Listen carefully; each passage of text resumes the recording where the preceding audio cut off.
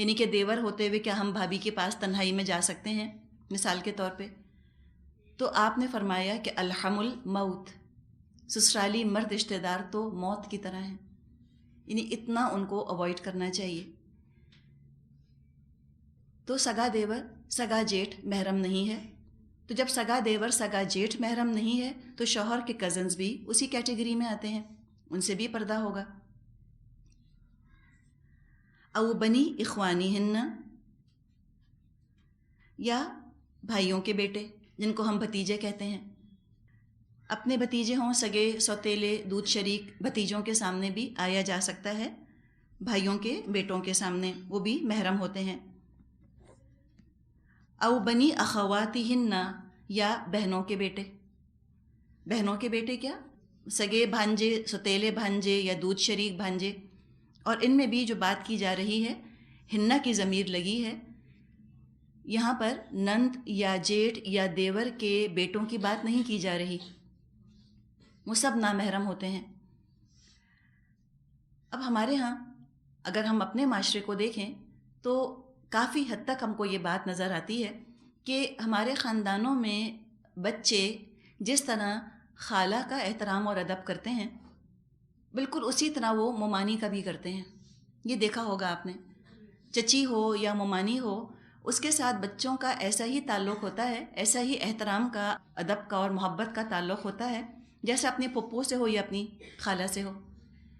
لیکن اللہ نے ہمیں یہ بات بتا دی کہ چچی یا ممانی وہ محرم نہیں ہے، ان سے نکاح ہو سکتا ہے۔ تو ہم اب یہ تو نہیں کہیں گے کہ حسبنا ما وجدنا علیہ آباءنا، بس کافی ہے ہمارے لیے جس پر ہم نے اپنے باپ دادا کو پایا، یہ تو ہم نہیں کہیں گے۔ اللہ تعالیٰ نے جب یہ بات فرما دی ہے تو بس الحمدللہ یہی ہمارے لیے اچھا ہے۔ اب کیا ہوتا ہے، آپ دیکھیں کہ شادیاں ہوتی ہیں لڑکیوں کی، وہ خاندان میں آتی ہیں، نند کے دیور کے چھوٹے چھوٹے بچے ہوتے ہیں، کیا پتہ جب آپ کی شادی ہوئی ہو آپ کی نند کا بیٹا جو ہے وہ 5-6 سال کا ہو، بلکہ آپ کے سامنے ہو سکتا ہے پیدا ہوا ہو آپ کی نند کا بیٹا، آپ نے اس کے ڈائپر چینج کیے ہوں، آپ نے اس کو گود میں لے کر آپ نے اس کو فیڈ بھی کیا ہو، دودھ پلایا ہو، یعنی کہ دودھ شریک کی بات نہیں کی جا رہی، جیسے کہ خیال رکھا جاتا ہے۔ جی ہاں، اب کیا ہوا کہ 20 سال گزر گئے شادی کو، 15 سال گزر گئے، اب وہ بچہ جو آپ کے سامنے کل پیدا ہوا تھا وہ بڑا ہو گیا، جوان ہو گیا، اب کیا ہوگا؟ اب کیا اس کا لحاظ رکھیں گے کہ تو میرے سامنے پیدا ہوا، میں تو گودوں میں کھلایا ہے اس کو، میں تو اس کی ماں کی طرح ہوں۔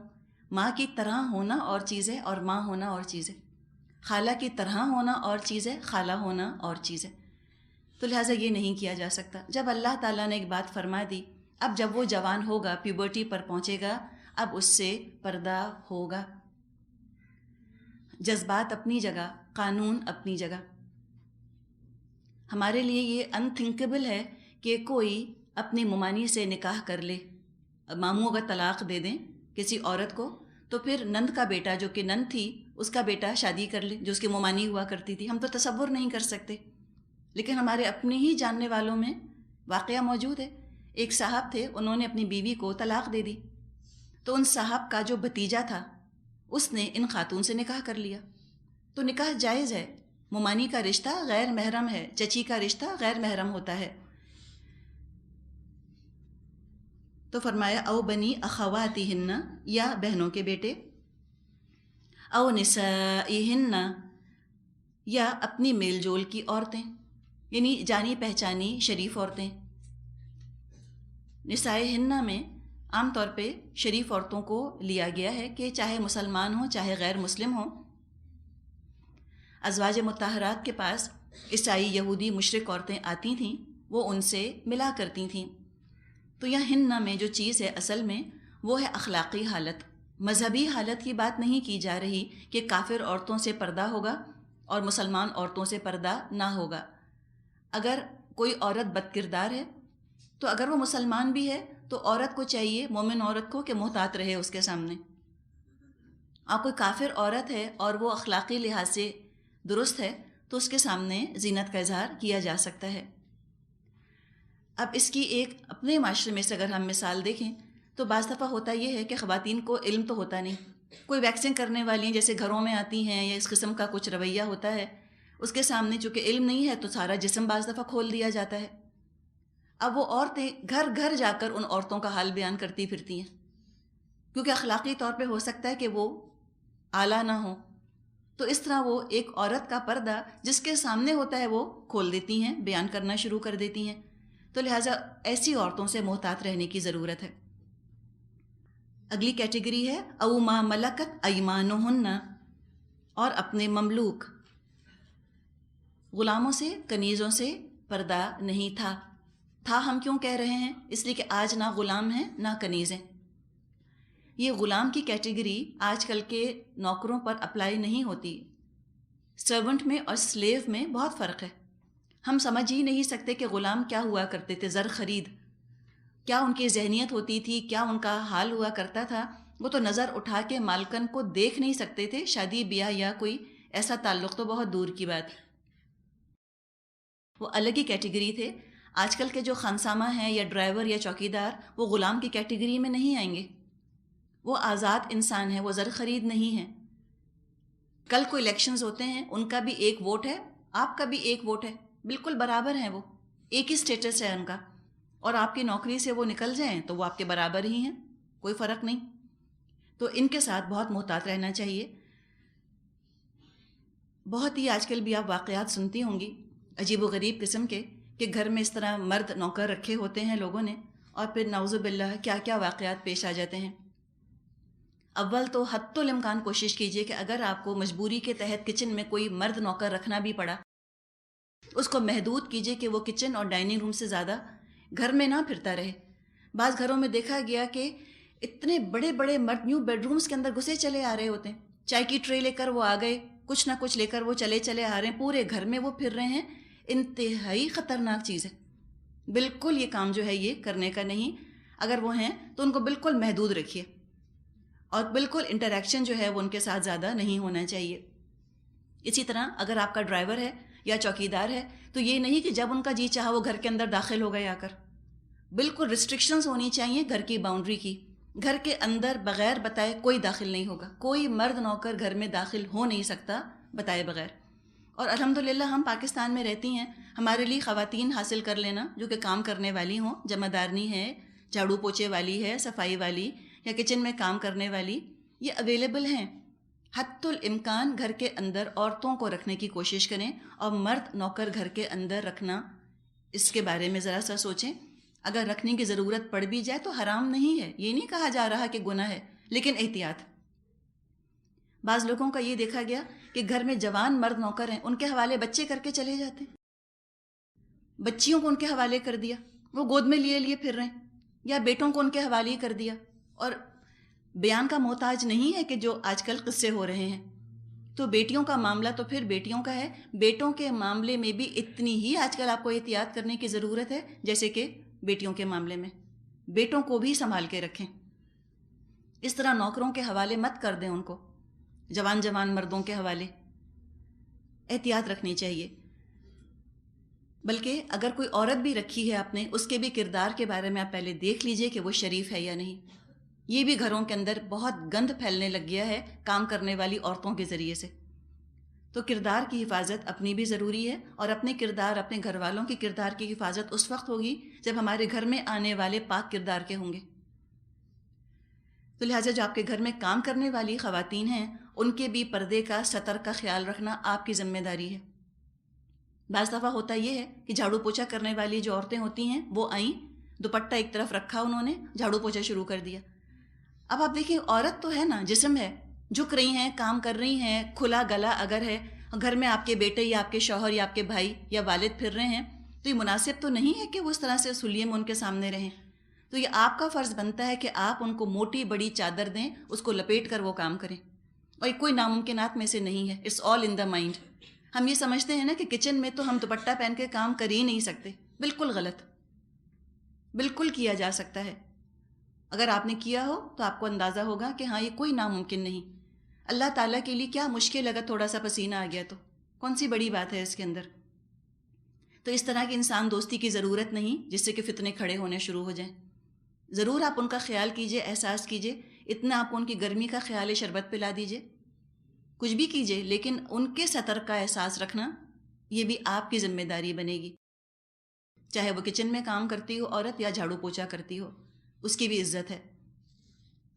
تو فرمایا او ما ملکت ایمانہن، اپنے مملوک، او التابعین غیر اولی الاربۃ من الرجال، وہ زیر دست مرد جو کسی اور قسم کی غرض نہ رکھتے ہوں۔ تابعین، تابعی کی جمع ہے، تابعی اس کو ہم اپنی زبان میں طفیلی کہتے ہیں، ایسے لوگ جو کہ بالکل ہی کسی خاندان کے رحم و کرم پر پڑے ہوئے ہوں، پوری طرح ان کے کنٹرول میں ہوں۔ تابعین غیری اولی الاربہ، اربا کا مطلب ہوتا ہے سخت حاجت، حاجت رکھنے والے۔ کس چیز کی حاجت؟ عورتوں کے ساتھ جنسی تعلق کی حاجت، اربا۔ یہاں کیا کہا؟ غیری اولی الاربہ، وہ جو کہ عورتوں کی حاجت ہی نہ رکھتے ہوں، وہ مرد جو عورتوں کی طرف رغبت شہوت نہ رکھتے ہوں، یونکس جن کو کہتے ہیں، ایسے مرد، یا جو کھانے پینے کے علاوہ ان کو کوئی اور مطلب ہی نہ ہو گھر کی عورتوں سے، کہ بس وہ ایسے تو پھیلی ہوں کہ ان کو کبھی آپ نے کچھ دے دیا کھانے پینے کو بس۔ ایسے بیوقوف قسم کے مرد جو عورتوں کی طرف کوئی رغبت نہ رکھتے ہوں یا جسمانی طور پر اہلیت نہ رکھتے ہوں کہ عورتوں سے تعلق قائم کریں۔ لیکن اگر اس میں ذرا سا بھی یہ محسوس ہوتا ہے کہ یہ جو شخص ہے یہ عورتوں سے تعلق قائم کرنے کے قابل تو نہیں، لیکن بہرحال اس کی سوچ جو ہے وہ درست نہیں ہے، تو پھر اس سے بھی پردہ کرنا ہوگا۔ ایک ہی واقعہ آتا ہے بخاری، مسلم، ابو داؤد، نسائی، احمد وغیرہ میں، محدثین نے عائشہ اور ام سلمہ رضی اللہ عنہن سے روایت کیا ہے کہ مدینہ طیبہ میں ایک مخنث تھا، یونک، جسے ازواج مطہرات اور دوسری خواتین غیر اولی الاربہ میں شمار کر کے اپنے ہاں آنے دیتی تھیں۔ ایک دن جب نبی اکرم صلی اللہ علیہ وسلم ام المومنین ام سلمہ کے ہاں تشریف لے گئے تو آپ نے اس کو ام سلمہ کے بھائی عبداللہ بن ابی امیہ سے بات کرتے سن لیا۔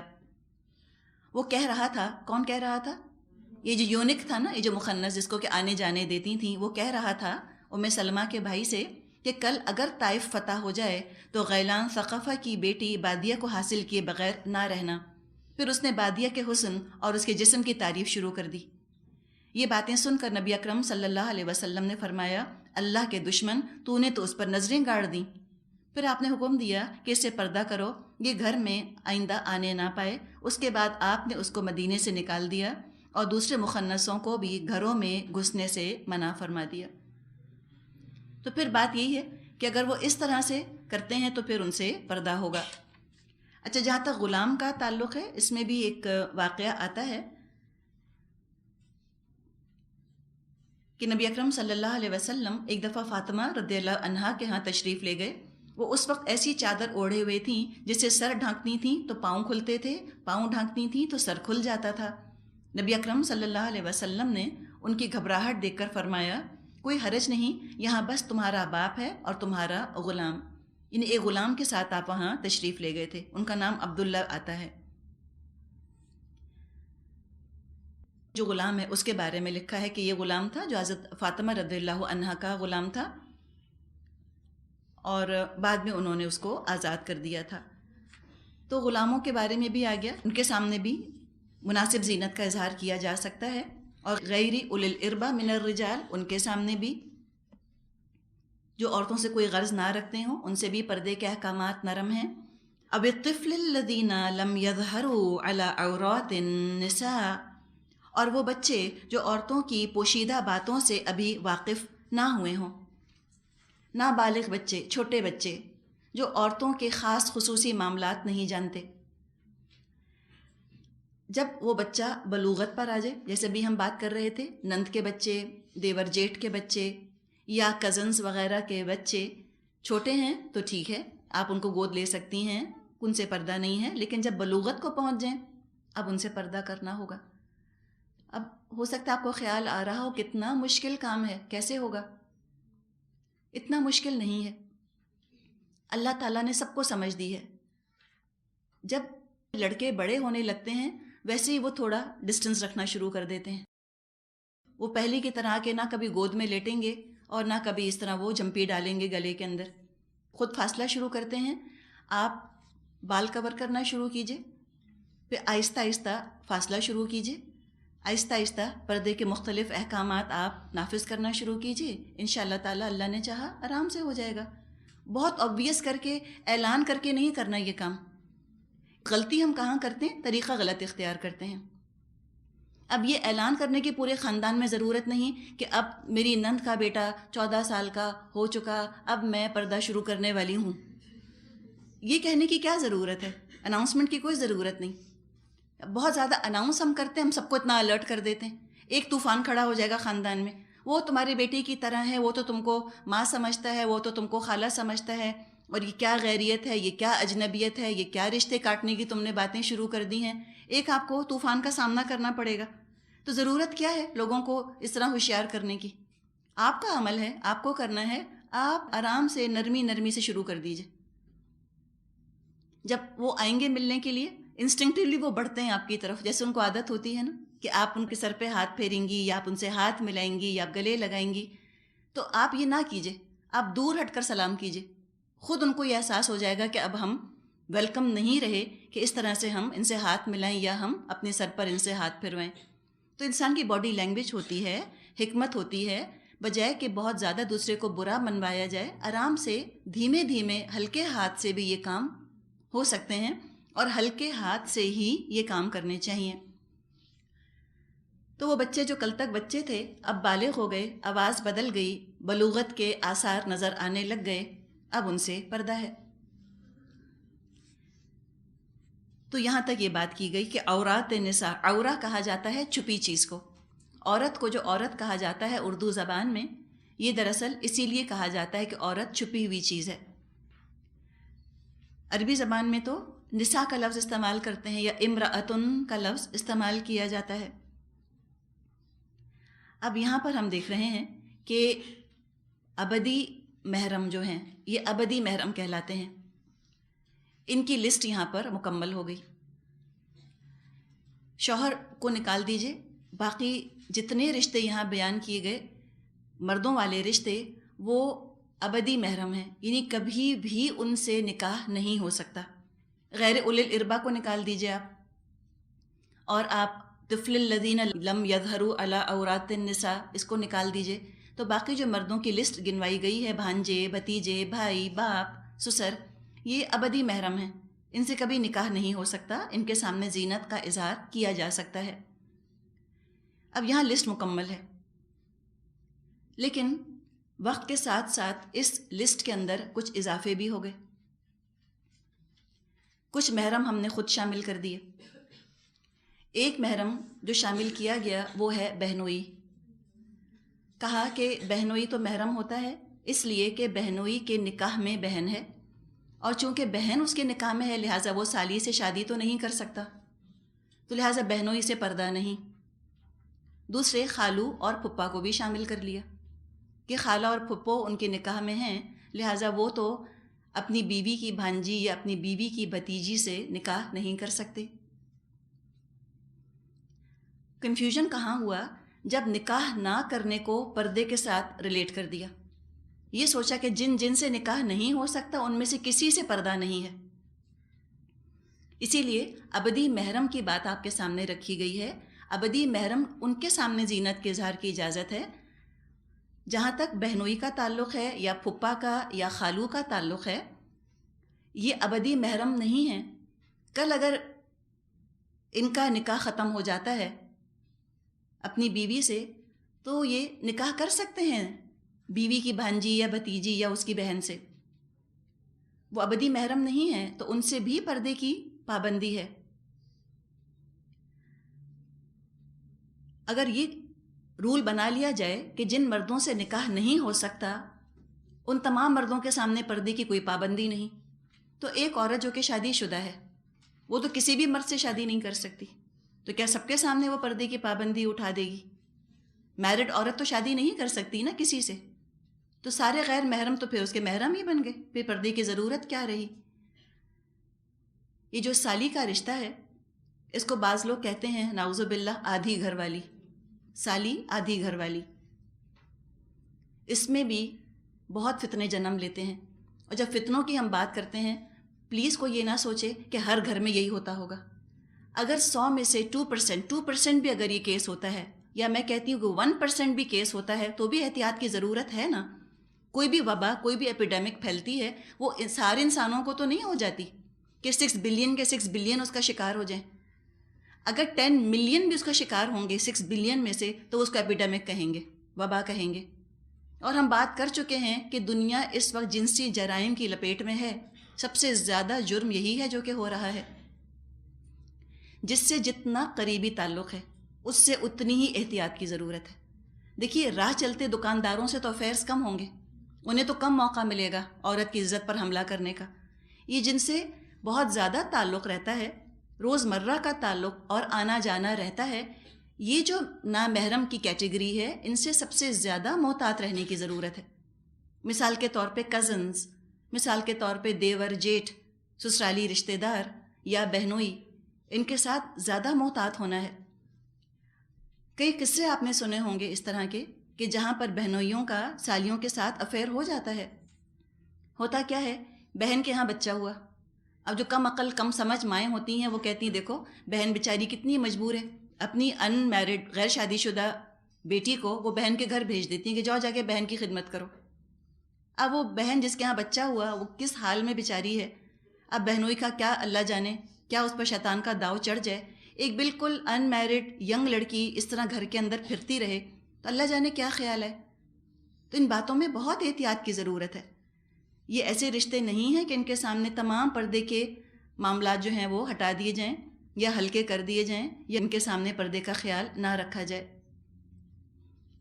تو بہنوئیوں سے بھی ایسا ہی پردہ ہے جیسا کہ نامحرم سے ہونا چاہیے. اس کے علاوہ ایک اور جو اس کے اندر بالکل محرم کے طور پہ شامل کر لیا گیا اس لسٹ کے اندر، وہ ہے فیونسے، منگیتر. منگنی کیا ہے؟ منگنی کی قطعاً کوئی شرعی حیثیت نہیں. بات پکی ہونا، بات پکی ہونے سے کیا ہوتا ہے؟ کچھ بھی نہیں ہوتا. ابھی تو کوئی ساز بھی نہیں بنی عورت کہ داماد اس کا بن گیا تو چلو داماد محرم ہے، یہ بھی نہیں. لیکن خود ہی ہم نے اس کو محرم بنا لیا. ایک دفعہ اپنی بیٹی کی بات طے کر دیتے ہیں، اپنے لیے تو محرم بنا ہی لیتے ہیں. اس کے سر پر ہاتھ پھیریں گے، اس کا ماتھا بھی چوم لیں گے، اور مختلف رسومات میں تو جس طرح بڑھ بڑھ کے لڈو کھلائے جاتے ہیں، لگتا ہی نہیں کہ کوئی نامحرم بیٹھا ہے سامنے. سب اپنے آپ کو بزرگ سمجھ کے اور اس کے ساتھ جس طرح سے وہ بے تکلفی کا معاملہ کرنا چاہتی ہیں کر لیتی ہیں. نہیں، اس میں احتیاط کی ضرورت ہے. وہ محرم نہیں ہوا، ابھی آپ ساس نہیں بنی، وہ آپ کا داماد نہیں ہے، محرم نہیں ہے. پردہ کرنا ہوگا، فاصلہ رکھنا ہوگا. اسی طرح جس لڑکی کی بات طے ہوئی ہے، وہ لڑکا اس کے لیے نامحرم ہے. بات ہی تو طے ہوئی ہے، کیا شرعی حیثیت ہے اس کی؟ کوئی شرعی حیثیت نہیں. لیکن بات طے ہونے کو یوں سمجھتے ہیں کہ جیسے نکاح ہی ہو گیا، کھلی اجازت دے دی جاتی ہے، جو مرضی چاہو بات کرو. رات رات بھر ٹیلی فونز پر بات ہو رہی ہیں، یا پہلے خط لکھے جاتے تھے، اب میسیجز ایکسچینج ہو رہے ہیں، تحفے تحائف ایک دوسرے کو دیے جا رہے ہیں. گھومنے پھرنے کی بھی آزادی دے دی جاتی ہے کہ جاؤ، you must try and understand each other, ایک دوسرے کو سمجھنے کی کوشش کرو. اب وہ سمجھ میں نقصان تو لڑکیوں کا ہی ہوگا. جب منگنیاں ٹوٹتی ہیں یا بات ختم ہوتی ہے، سب سے زیادہ ٹراما لڑکی کو ہوتا ہے. نیچر ہے نا، وہ تو جب کسی کے نام کے ساتھ اٹیچ ہوتی ہے تو وہ تو اس کے حواسوں پر چھا جاتا ہے، وہ تو کسی کا سوچ ہی نہیں سکتی. اور جب بات ٹوٹتی ہے، سب سے زیادہ جذباتی دھچکا، ایموشنل ٹراما بیچاری لڑکی کو ہوتا ہے. تو بالکل اپنی لڑکیوں کو اس طرح ولنریبل پوزیشن میں مت لے کر آئیں. یا تو نکاح کریں، اگر نکاح نہیں کرتے تو اس کے بعد اگر بات طے کرتے ہیں تو بات طے کرنے میں قطعاً اجازت نہیں دی جا سکتی بات چیت کرنے کی یا ملنے جلنے کی. تب یہاں پر ہم دیکھتے ہیں کہ 12 کیٹیگریز ہیں. یہ جو لسٹ یہاں پر آئی ہے، اسی طرح کی لسٹ ایک سورہ نساء میں بھی آئی ہے. فرق یہ ہے کہ یہاں مردوں کی بات ہے اور سورہ نساء میں عورتوں کی لسٹ ہے. سورہ نساء میں جو لسٹ ہے، وہاں وہ لسٹ ان عورتوں کی ہے کہ جن سے کبھی بھی نکاح نہیں ہو سکتا. وہ جو لسٹ ہے سورہ نساء کی، اس کی تو سختی سے پابندی کی جاتی ہے. کوئی آپ کو نہیں ملے گا جو ان خواتین سے نکاح کر لے جن کا کہ ذکر کیا گیا سورہ نساء میں. ایک لسٹ یہاں بھی ہے سورہ نور میں. لیکن ان آیات کے ساتھ، اس لسٹ کے ساتھ ہمارے معاشرے میں کیا سلوک ہے؟ تو کیا یہ لسٹ اسی طرح فرض نہیں جیسے کہ سورہ نساء والی لسٹ؟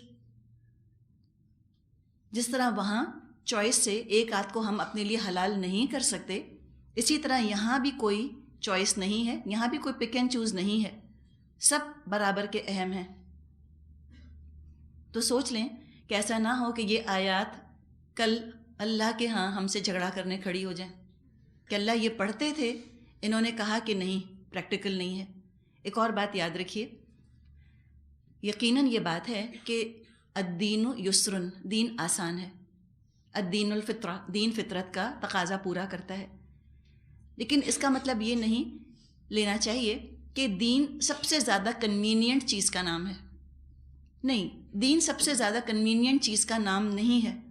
اگر دین انتہائی کنوینینٹ ہوتا، ہر لحاظ سے اپنے آپ کو ڈھال لیتا، ہر طرح کے حالات کے حساب سے اس میں کمی بیشی اگر کی جا سکتی دین کے احکامات میں، تو پھر جہاد کہاں گیا؟ جہاد کی کیا ضرورت؟ کہہ دو کہ بھئی دین تو آسان ہے، حالات کے حساب سے ہے، اب کیا کریں، اب یوں مجبوری ہے، اب یہ سسٹم ہے، اب وہ برا مانے گا، اب تک تو کوئی کرتا نہیں تھا، ہم کیسے شروع کریں، اور دین تو بڑا آسان ہے۔ الدین یسرن، دین آسان ہے کب؟ جب سسٹم بن جائے، پھر بڑا آسان ہے۔ آخر پہلے سسٹم بنا تھا، مردانے الگ ہوتے تھے، زنانے الگ ہوتے تھے، گھر کا ڈیزائن ہی ایسا ہوا کرتا تھا جس میں کہ پردے کا اہتمام ہوتا تھا، کچھ مشکل نہیں تھا، کوئی کانفلکٹ نہیں، کوئی پریشانی نہیں، سسٹم بن گیا تھا، بڑا سمپل، بڑا آسان تھا۔ لیکن اگر سسٹم نہیں بنا ہوا تو اب جہاد کی ضرورت ہے نا، جہاد تو کرنا پڑے گا تاکہ اس سسٹم کو نافذ کیا جائے۔ تو سب سے کنوینینٹ چیز کے پیچھے مت چلیے، اہم چیز کے پیچھے چلیے۔ اہم کیا چیز ہے؟ پھر فرمایا وَلَا يَضْرِبْنَ بِأَرْجُلِهِنَّ لِيُعْلَمَ مَا يُخْفِينَ مِنْ زِينَتِهِنَّ، اور وہ اپنے پاؤں زمین پر مارتی ہوئی نہ چلا کریں کہ اپنی جو زینت انہوں نے چھپا کر رکھی ہو اس کا لوگوں کو علم ہو جائے۔ یہاں زینت سے مراد زیورات کی جھنکار ہے۔ یعلم کا لفظ بڑا امپورٹنٹ ہے، جانا جائے، یعنی کہ کوئی جان بوجھ کے تو اظہار نہیں کیا، ہو سکتا ہے کہ انجانے میں کسی زینت کا اظہار اس طرح سے ہو جائے کہ جو مرد کی توجہ عورت کی طرف کھینچ لے۔ اور دوسری چیز جو یہاں پہ بتائی جا رہی ہے کہ اپنے پاؤں نہ ماریں، اپنی چھپی زینت ظاہر نہ کریں، یوں محسوس ہوتا ہے جیسے کہ پردے کے ظاہری آداب کے ساتھ ساتھ ایک باڈی لینگویج بھی سکھائی جا رہی ہے۔ کوئی عورت جو پردہ کر لے، ڈھانک لے اپنے آپ کو، لیکن اس کا دل نہ مان رہا ہو، وہ 7 پردوں میں رہ کر بھی اپنی باڈی لینگویج، اپنے رویے سے وہ ظاہر کر سکتی ہے کہ وہ مرد کی توجہ حاصل کرنا چاہ رہی ہے۔ تو پردہ کیا ہوا ہے لیکن رویہ ایسا ہے جو کہ اس سے میل نہیں کھا رہا، تو یہ تو حجاب کا مقصد ہی ختم ہو گیا نا، it defeats the purpose of حجاب۔ اب اس میں کیا کیا آتا ہے؟ مردوں کے پاس سے گزرتے ہوئے زور زور سے ہنسنا، یا کوئی ایسی حرکت کرنا جس سے کہ توجہ ملے، یا کوئی چلنے کا خاص پرووکیٹو سا انداز، توجہ کو حاصل کرنے والا سا انداز، یا کوئی اور طریقہ اپنی ذات کی طرف توجہ دلانے کا، ان چیزوں سے روکا گیا۔ تو مراد یہ ہے کہ حلیے میں اور رویے میں تضاد نہ ہو، اپیئرنس میں اور بیہیویئر میں کانفلکٹ نہیں ہونا چاہیے، ایسا رویہ ہو کہ جو حال حلیے کے ساتھ میچ ہو رہا ہو۔ اب اسی کے اندر کہ توجہ کو اپنی طرف جو ہے وہ مبذول نہ کیا جائے، بعض دفعہ جوتے کی ٹھک ٹھک بہت توجہ کو مبذول کرتی ہے۔ جوتا ایسا پہننا چاہیے، اگر خاص طور پہ کسی پبلک جگہ آپ کو جانے کا اتفاق ہو رہا ہو، کہ اس میں جوتے میں بہت آواز نہ ہو جو کہ توجہ کو اپنی طرف کھینچے۔ اس کے اندر خوشبو بھی شامل ہے، پرفیوم۔ ایسی تیز خوشبو عورت نہ لگائے کہ جب وہ مردوں کے پاس سے گزرے تو مردوں کو اس کی خوشبو آ جائے۔ نسائی میں روایت ہے کہ جو عورت نماز کے لیے مسجد جانا چاہے وہ خوشبو لگا کر نہ نکلے۔ اور جہاں تک خوشبو کا تعلق ہے، یہ خود آپ دیکھیں کتنی زبردست انڈسٹری ہے، اور جو ایڈز بنائے جاتے ہیں اس میں یہ ہوتا ہے کہ کچھ مرد ہیں وہ اپنے کام کے اندر مصروف ہیں، اتنے میں ایک دم وہ نظر اٹھا کے دیکھنے لگتے ہیں یوں یوں کر کے. کیا دیکھ رہے ہوتے ہیں؟ کیا ان کو نظر آیا؟ کیا آواز آئی؟ نہ کچھ نظر آیا، نہ کوئی آواز آئی، بس ایک خوشبو کا جھونکا، پرفیوم، ہیڈ ٹرنر. تو فرمایا کہ یہ تم نہ کرو، اس طرح توجہ کو اپنی طرف مبذول مت کرو.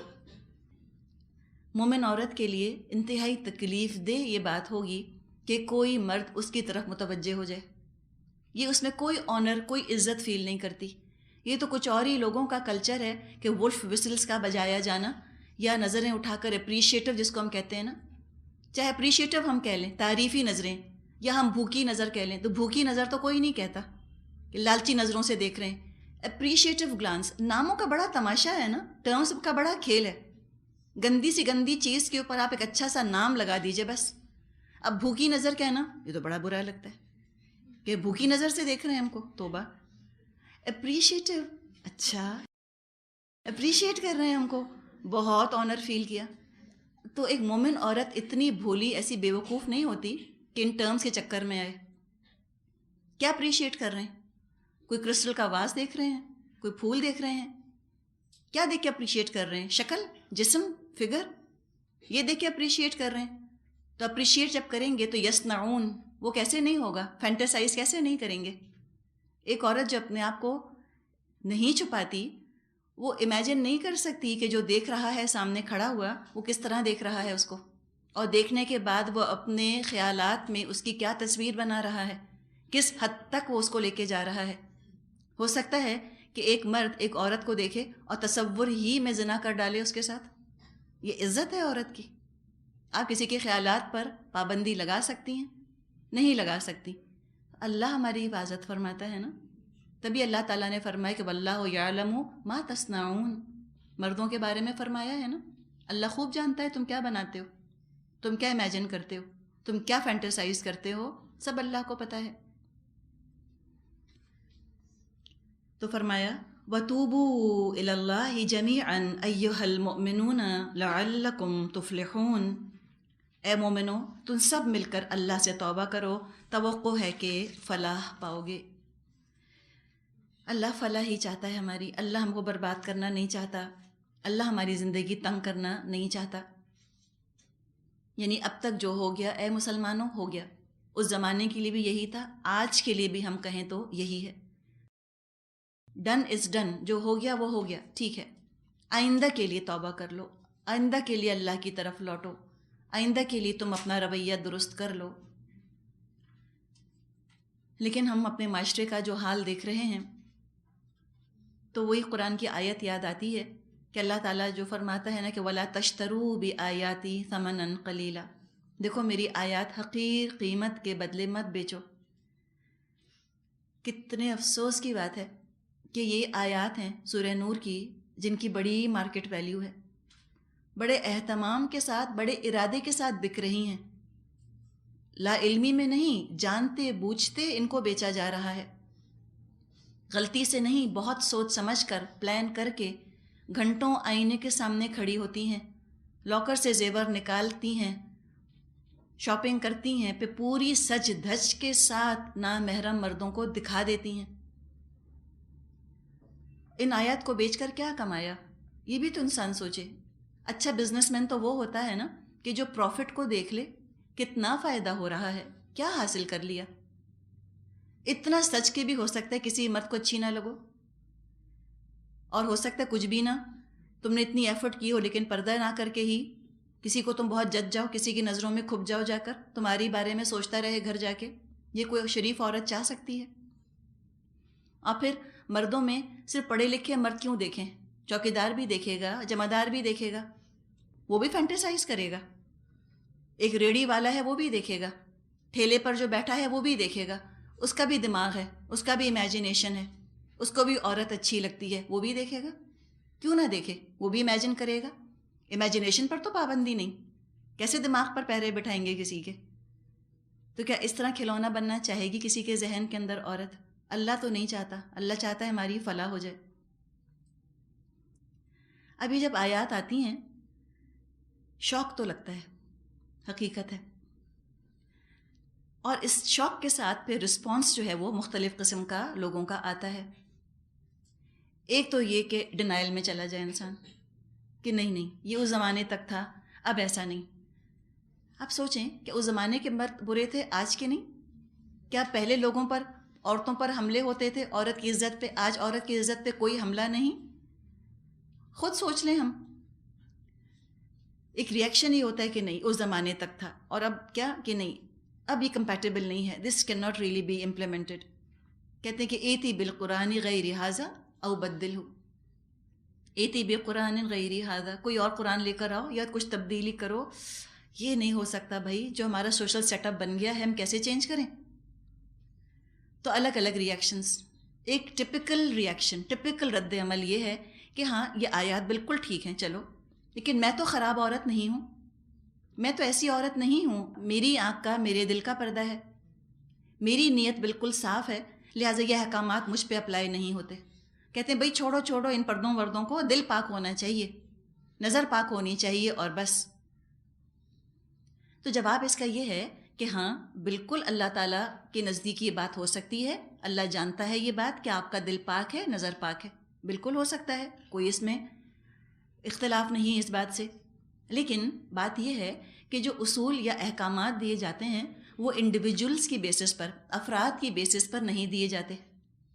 اللہ تعالیٰ ایک اجتماعی نظام دیتا ہے، کلیکٹیو سسٹم، اور اس پردے کے نظام کو بھی کلیکٹیو سسٹم کے طور پہ نافذ کرنا ہے. شروع کروایا گیا خود نبی اکرم صلی اللہ علیہ وسلم کے اپنے گھر سے. سورہ احزاب میں ہم یہ پڑھ لیں گے انشاءاللہ تعالیٰ. تو کوئی یہ سوچے کہ کیا جو یہ کہہ رہی ہے کہ میرا دل میری نظر صاف ہے لہٰذا مجھے پردے کی، حجاب کی ضرورت نہیں، تو کیا ہم عائشہ سے اور فاطمہ رضی اللہ عنہن سے زیادہ پاک نیت اور صاف دل رکھتی ہیں؟ اس دل کو اگر کوئی معیار بنا لے کہ دل صاف ہے، کہ بھئی دل کا پردہ ہے، تو پھر روح کا حج بھی ہو سکتا ہے، پھر ذہن کی زکوٰۃ بھی ہو سکتی ہے، دل کی نماز بھی ہو سکتی ہے. تو اس طرح اگر دل کے اوپر جائیں تو پوری شریعت تماشا بن کے رہ جائے. قانون افراد کے لیے نہیں بنتا. یہ نہیں کہا گیا کہ بدماشوں سے پردہ کریں اور شریفوں سے مت کریں، یہ معیار نہیں ہے. اگر آپ کو وہ پردہ کرتے دیکھیں، آپ نے پردہ شروع کیا، پھر آپ نے کہا کہ دیکھیں اب میں آپ کے ہسبینڈ سے پردہ کروں گی، کہیں گے لیکن میرے میاں تو بہت شریف ہیں. سنا ہے آپ نے؟ میرے میاں تو بہت شریف ہیں. تو یہ کون کہہ رہا ہے کہ اللہ نے خالی بدماشوں سے کہا کہ اچھا وہ بدماش، اس کے سامنے بالکل تم اپنے آپ کو ظاہر مت کرنا. اللہ نے شریفوں بدماشوں کی لسٹ نہیں دی، چند رشتوں کا نام بتا دیا، دیٹس اٹ، کہ ان کے سامنے تم زینت اختیار کر سکتی ہو اور جو اس کے علاوہ ہیں ان کے سامنے زینت کا اظہار نہیں کیا جا سکتا. تو شرافت یا بدماشی کی اس میں بات نہیں، اس میں تو قانون کی بات ہے. ایسی بات ہے کوئی کہے کہ جو مجرم ہے، جو ایکسیڈنٹ کرنے کا ارادہ رکھتے ہیں وہ ریڈ لائٹ پر رکیں، اور جن کو ایکسیڈنٹ نہیں کرنا ان کو ضرورت ہی نہیں ریڈ لائٹ پر رکنے کی، تو وہ کیا قانون بنے گا سوچئے.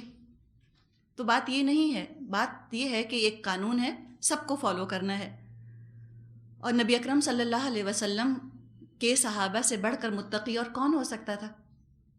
خود نبی اکرم صلی اللہ علیہ وسلم سے بڑھ کر متقی کون ہو سکتا تھا؟ خواتین بے پردہ آپ کے سامنے نہیں آیا کرتی تھیں. جو اصول ہے وہ سب کے لیے ہے.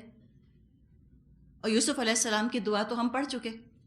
اللہ تعالیٰ سے انہوں نے فرمایا تھا کہ اللہ تصرف عنی کیدہن اصب الیہن واکم من الجاہلین، کہ اللہ اگر تو نے ان کی چالوں کو مجھ سے دور نہ کیا تو میں ان کی طرف مائل ہو جاؤں گا اور میں جاہلوں میں شامل ہو جاؤں گا. تو کیا ہمارے مرد یوسف علیہ السلام سے بڑھ کر شریف ہیں؟ کوئی نہیں دعویٰ کر سکتا اس چیز کا. ایک اور رسپانس جو آتا ہے ان آیات کا، وہ کہتے ہیں کہ ہاں ٹھیک ہے لیکن کیا کریں، گرمی بہت لگتی ہے پردے میں. اب جہاں تک گرمی کا اور پسینے کا تعلق ہے، کہتے ہیں ہمیں پسینہ بہت آتا ہے. تو آپ دیکھیں کبھی اگر آپ جم جائیں اور وہاں عورتوں کو آپ ٹریڈ مل پر دیکھیں، دیکھا ہے؟ یا واک کرتے ہوئے دیکھا ہے کبھی واکنگ ٹریک پر؟ تولیے پکڑے ہوئے ہوتے ہیں باقاعدہ ہاتھوں میں، یوں یوں پہنچ رہے ہوتے ہیں اپنے آپ کو، ٹپ ٹپ پسینہ گر رہا ہوتا ہے بعض دفعہ. لیکن کیوں کرتے ہیں پھر جب پسینہ آتا ہے تو کیوں نہیں چھوڑ دیا؟ کیا ہم نے ہر اس کام کو چھوڑ دیا جس میں پسینہ آتا ہے؟ تو یہ پردے ہی کے لیے پسینے کا آخر خیال کیسے آیا؟ تو کیوں کرتے ہیں ایکسرسائز؟ حالانکہ پسینہ آتا ہے اس لیے کہ اچیومنٹ کا احساس ہوتا ہے نا، ایک اٹریکٹیو چیز ہے اس ایکسرسائز کے حصول کے طور پہ کہ ہم ایکسرسائز کریں گے، ہم اسمارٹ ہو جائیں گے، مسل سٹون ہو جائیں گے، وزن کم ہو جائے گا، ہم اچھے لگیں گے، اس لیے کرتے ہیں. صحت کے لیے بہت اچھا ہے، ضرور کرنی چاہیے. تو پردے کے لیے بھی انسان سوچ لے کہ اب میں یہ کام کروں گی تو یہ میرے ہی فائدے کی چیز ہے، مجھ کو ہی اس کا فائدہ پہنچے گا، اللہ کی نظر میں جج جاؤں گی، میری ہی ذہنی صحت اچھی رہے گی، میں دوسروں کے لیے کسی ذہنی انتشار کا باعث نہ بنوں گی. یہ سوچ لیں. پسینہ آتا ہے کوئی بات نہیں.